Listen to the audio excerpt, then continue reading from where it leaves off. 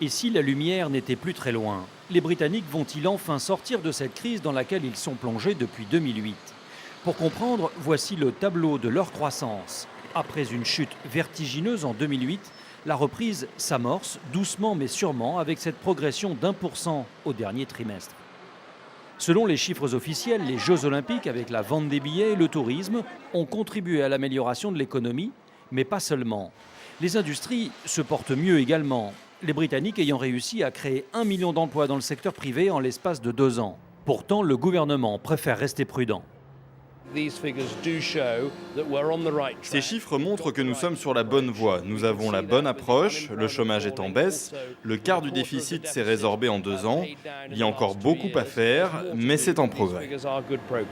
Malgré ces signes encourageants, le gouvernement ne change pas de politique et entend poursuivre ses économies, notamment dans le secteur public. D'autres coupes budgétaires sont prévues. Pas de quoi rassurer la population. Les étudiants font face à des emprunts monstrueux sans être sûrs de trouver un emploi à la sortie. La situation est vraiment morose. Je pense qu'on a touché le fond, mais on va remonter. Je crois que ça va encore prendre 2 ans. Ici, personne n'ose crier victoire, d'abord parce que les chiffres doivent être confirmés sur une période plus longue, ensuite parce que le pays continue d'être pris en tenaille entre d'un côté son plan d'austérité et de l'autre la situation difficile de la zone euro, ce qui ne contribue pas à une reprise durable de l'activité.